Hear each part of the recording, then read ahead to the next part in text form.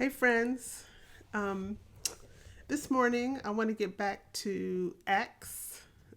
We've been away from that for a while, but things have just been on my mind and heart, and I've been busy. But today, for the first time in a while, I have some time.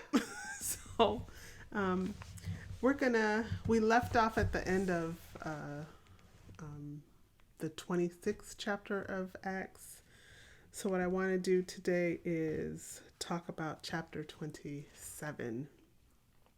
And then I think we've got one more chapter, and then we will be done with our study of Acts. Um, so, I'm going to read through the chapter and then talk about some things that I found in my own study. And then talk a little bit about what I think it means for us today. Today, I am using my International Inductive Study Bible. It is the New American Standard translation, just to mix it up a little bit. So, hear the word of the Lord. Chapter 27. And when it was decided, well, let me back up for a minute. Let's do a little bit of review. So the last time we talked about Acts, Paul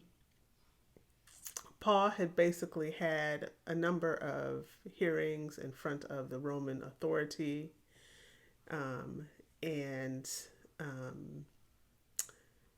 ended up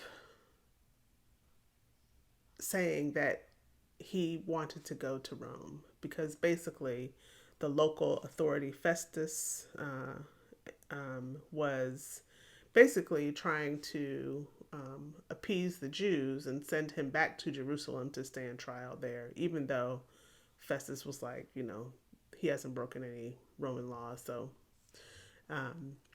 So Paul appealed to Caesar, and because Paul is a Roman citizen, they now have to send him to Rome to stand trial before Caesar.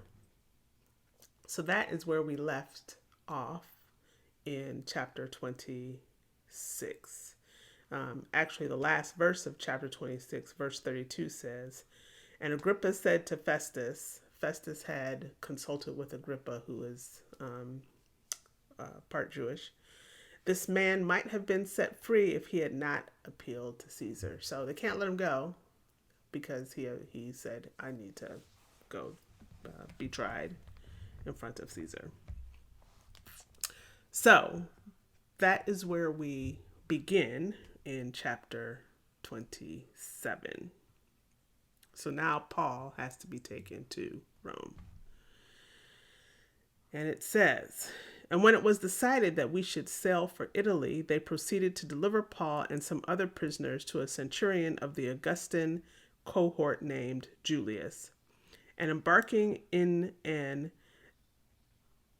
Adramyttian, I think that's what it says, ship, which was about to sail to the regions along the coast of Asia, we put out to sea, accompanied by Aristarchus, a Macedonian of Thessalonica. And the next day we put in at Sidon, and Julius treated Paul with consideration and allowed him to go to his friends and receive care. And from there we put out to sea and sailed under the shelter of Cyprus because the winds were contrary. And when we had sailed through the sea along the coast of Cilicia and Pamphylia, we landed at Myra in Lycia. And there the centurion found an Alexandrian ship sailing for Italy, and he put us aboard it.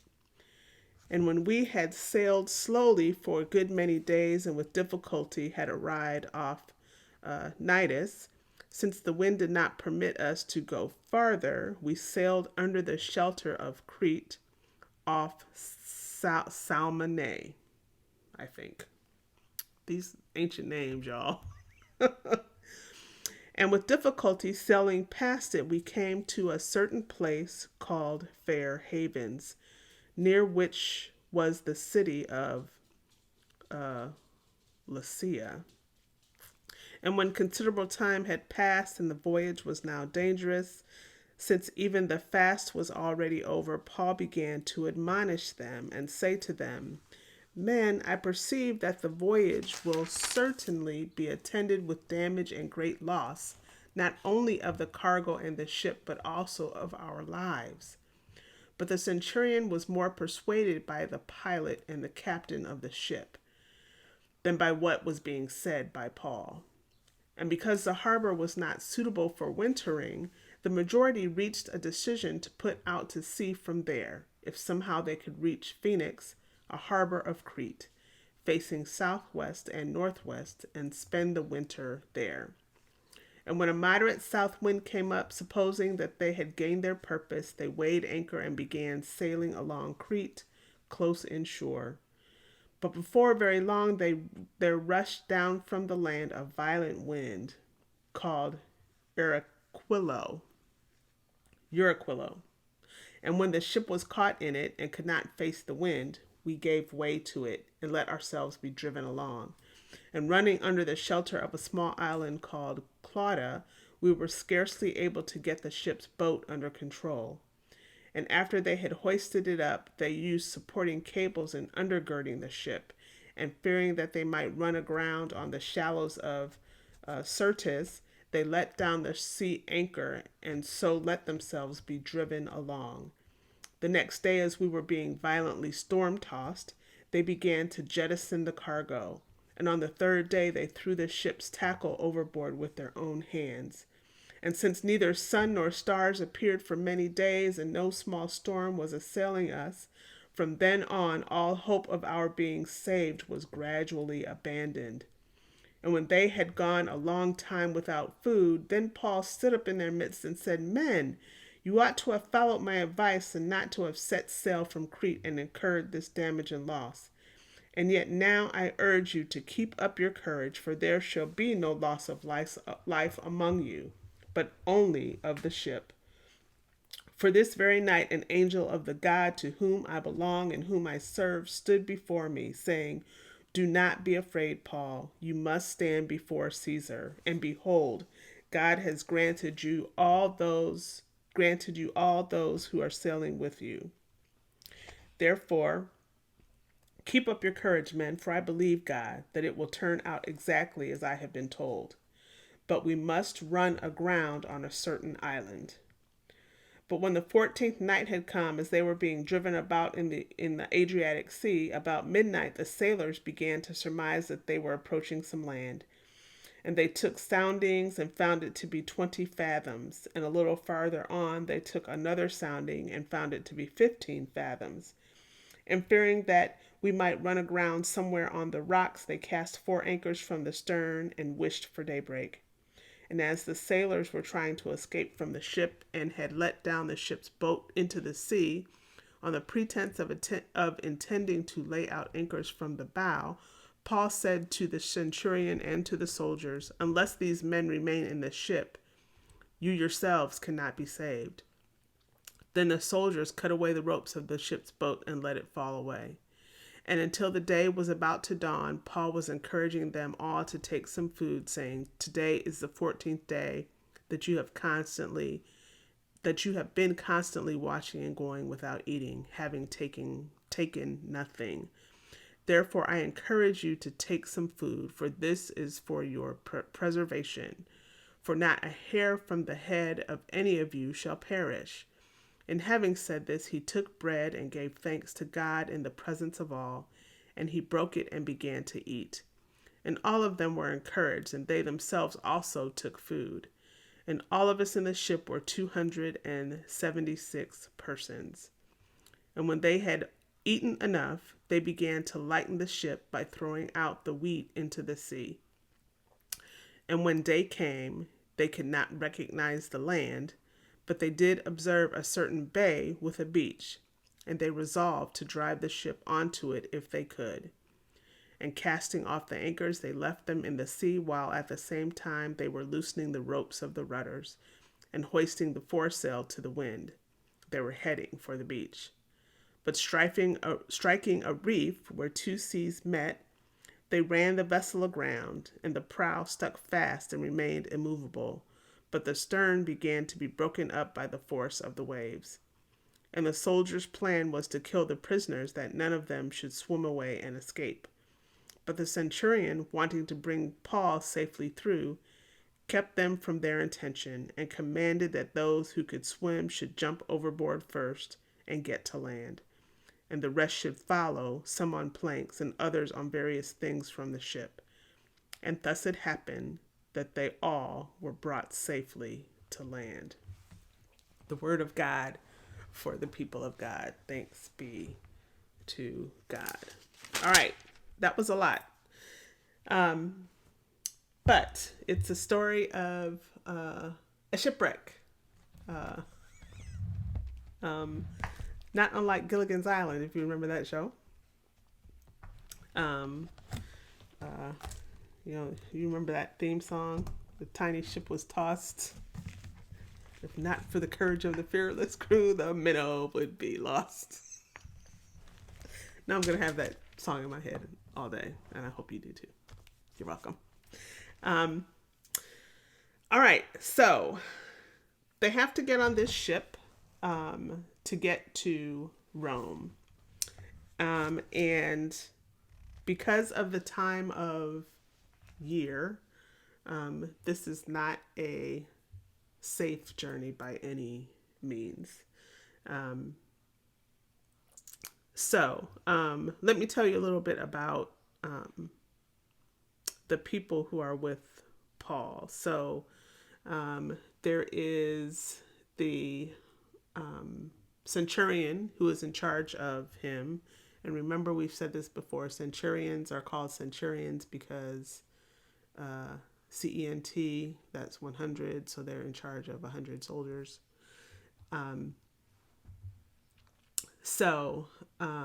He's got some people under his authority. Julius is his name. The other person that is with them is Aristarchus, a Macedonian of Thessalonica. From what I was able to see here, Aristarchus is probably a disciple from Thessalonica. I can't say it now. Thessalonica.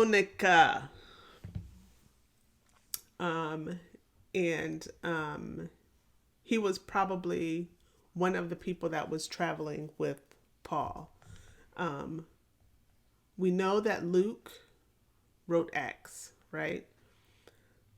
Scholars say that chapter 27 is an eyewitness account of this voyage because Luke is using we a lot in this chapter. So that implies that he was on the ship. So he's not just reporting what somebody else said. He was there. So Aristarchus was there. Luke was there. Julius was there. And other soldiers under his command. And then all of the people on the ship. And it says later in this chapter that there were almost 300 people on this ship. So it's a big ship. This time of year, it was difficult to find passage because it was so dangerous. The winds and storms on the sea got pretty bad in the wintertime. But because they needed grain in Rome, authorities in Rome would actually pay crews a lot of money and insure their cargo and their vessel to make the voyage so that people actually had food in Rome. So they would make this trip from Egypt to Rome to get grain there. So it's not unusual that they were willing to throw some of the cargo overboard because it was insured. They knew that they would get reimbursed for that. So, but it takes a long time to build a ship. So even though the ship is insured as well, you want to do everything to save the ship. And it wasn't unusual for ships to sail along the coast as close as they could from port to port. That was actually the safest way to make this journey. And it's also why they had to change ships. Because, again, it's difficult to find a ship that's going to make the whole journey. And so they took one ship as far as it was going, and then they got on another ship that's going the rest of the way. So Paul's got some people with him who have been traveling with him, and he also has these soldiers who are under orders to get him to Caesar. Now, Julius seems like a pretty cool dude, this Roman centurion, because when they stop in Sidon, that's in verse 3, it says, the next day we put in at Sidon, and Julius treated Paul with consideration and allowed him to go to his friends and receive care. So Julius allowed Paul to go visit churches in Sidon. Paul had been there a couple of times before, so people knew him, and Julius allowed him to visit with them. One thing that I found out in my reading is that use of the word friends or the friends was a way that early Christians referred to each other. And I hadn't heard that before. I've heard preachers in different contexts refer to, congregations as friends. Like an annual conference, a lot of people said, well, friends, let's do this, or friends, it's time to vote, or whatever, and I didn't realize that was a way that we referred to each other way back in the day. So I like that. All right. So they're sailing, they're having trouble. It's obviously not a good trip. And then in verse 9, Paul says, it says, Paul began to admonish them, the crew, saying, men, I perceive that the voyage will certainly be attended with damage and great loss, not only of the cargo and the ship, but also of our lives. So he's trying to convince them, we need to just wait this out. Let's wait till winter is over, and then we'll go to Rome. But the centurion Julius was, the pilot and the captain must have been saying, no, it's fine, we can do this. And so the centurion was like, no, we're going to do what the pilot and the captain say. A pilot is someone who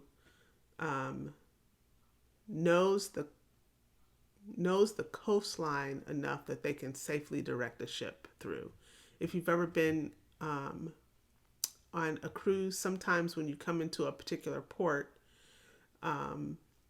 they will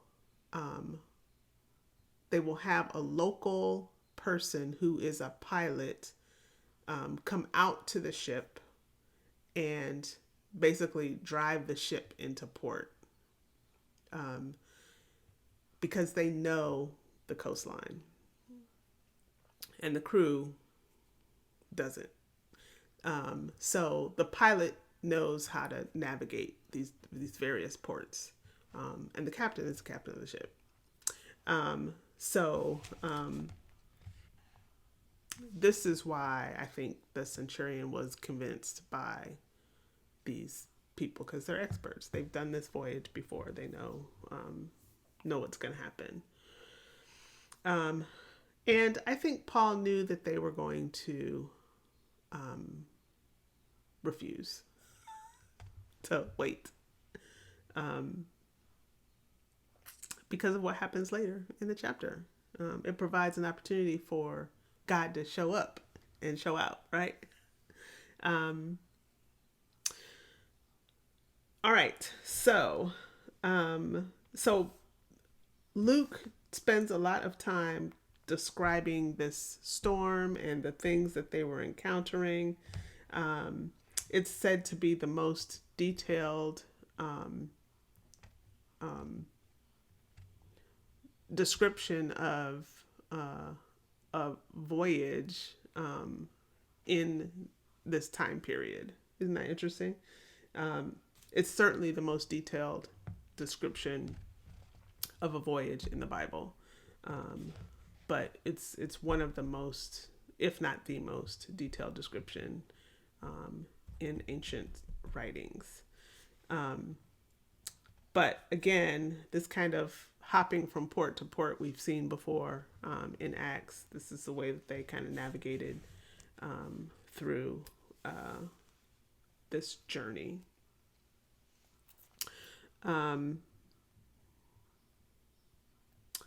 All right, so in chapter or in verse 21,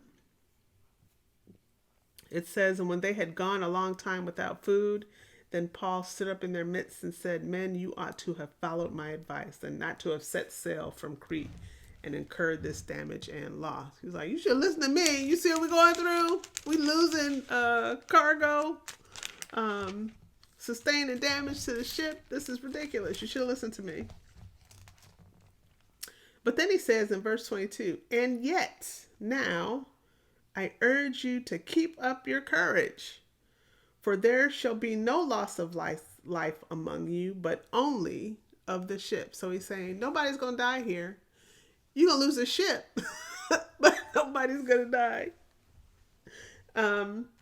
"For this very night, an angel of the God to whom I belong and whom I serve stood before me, saying, 'Do not be afraid, Paul. You must stand before Caesar. And behold, God has granted you all those who are sailing with you.'" So God has promised him that he's going to get to stand before Caesar and that everybody on that ship is going to be safe. And then he says, "But we must run aground on a certain island." So, in other words, the ship's going to get lost. It's going to get tore up. That's what running aground means, right? But that'll be fine because we're all going to be safe. But it seems like the crew was relying on their experience and their knowledge of the sea, and they just kept doing what they have done before. It says, they got, says they were being driven about in the Adriatic Sea. But some of the sailors thought, "Oh, it looks like we're approaching some land."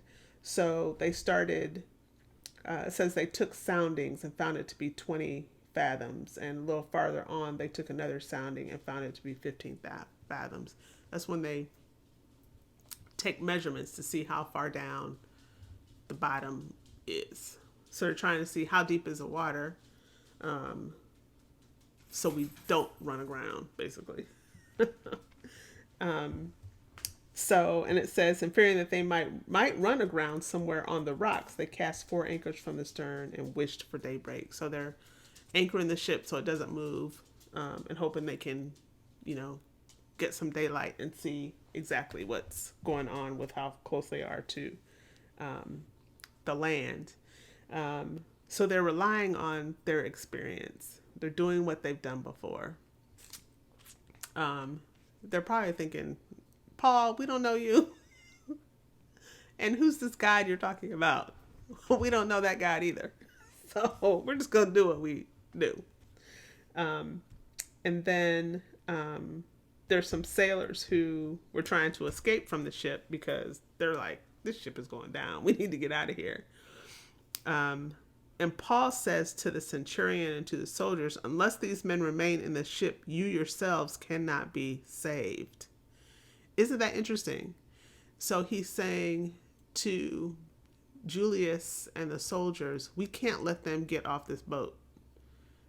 Because if they get off, then y'all are going to die too. They're going to die. Y'all going to die. So to prevent them from leaving, the soldiers cut the lifeboat from the ship so nobody can get in the lifeboat and leave. And then, so this is going on for 2 weeks because it says on the 14th, it was on the 14th day, right? 2 weeks. They're going through this. And Paul is just like, let's chill out. Let's be cool. Let's eat. Y'all been working. Ain't been eating no food because you're so concerned about what's happening with this ship. So let's eat. Let's relax, eat, give thanks for what we have, and it'll all be fine. So it says he took bread, gave thanks to God in the presence of all. He broke it and began to eat. They were all encouraged, and they themselves also took food. So everybody got some food. And this is where we learn how many people are on the boat. 276 people. After they ate, after everybody got their fill, they threw the rest of the grain off the ship. Because again, that's typically what they do. They're trying to save the ship. So when they got some daylight, they didn't recognize the land, but they were going to try and get to the beach. Which is what they did. And again, they're still relying on their experience of sailing. And so they're doing all of these things. Basically, they're trying whatever they can to save this ship. But it doesn't work. It says they ran the vessel aground. The prow stuck fast and remained immovable. The stern began to break up by the force of the waves. And at this point, the soldiers were going to kill all the prisoners because they didn't want them to escape. There's no ship now. There's no way to keep them from just jumping in the water and running, when they get to shore. But the centurion, it says, wanting to bring Paul safely through, kept them from their intention and commanded that those who could swim should jump overboard first and get to land. So they all got to land safely. The centurion remained in charge. The prisoners followed the directions of the soldiers. So nobody tried to escape. And they all made it safely. So, very interesting story, right? So, there's a lot in here. So, one thing that I think that we can take from this story is that, oftentimes God will tell us that God is in control, that everything will come out as it should. And instead of believing that, trusting in that, what we do is we rely on our own experience and our own knowledge, like these soldiers did. And we get in there and try to make things happen the way that we want them to happen, instead of trusting God. Paul trusted God. I imagine Paul and Luke And the other friend, uh, Aristarchus, uh, the Macedonian, they were like, we're just gonna sit back and watch these knuckleheads do what they do because we know God is gonna show up. And I, isn't that what we do? Isn't that what we do? Um, we we especially when we are anxious people, a lot of us have a lot of anxiety, um, and especially during the pandemic, if you didn't have anxiety, you developed some anxiety, right? But um, we use busyness as a way to deal with our anxiety. And so instead of just um, trusting what God has said to us, we get busy trying to make things happen the way we want them to happen. And we just need to let go and let God do what God has said God will do. Right? And I know that's hard. It's so hard. And sometimes we even make the mistake of, well, God wouldn't have given me this knowledge if God didn't want me to use it. Right? Um, and sometimes that's true. You know, we want to use the gifts that we have received from the Lord in the way that God wants us to use those gifts, right? But I think we often use that as justification for not trusting God. So I really want to encourage you to trust God, to really lean on the Lord. There are so many promises in the Bible that God will do only what is best for us, right? God will always take care of us. God's not going to keep us from experiencing hardship and pain, but God will always be with us. And God will always deliver us. So trust God, friends. Trust God.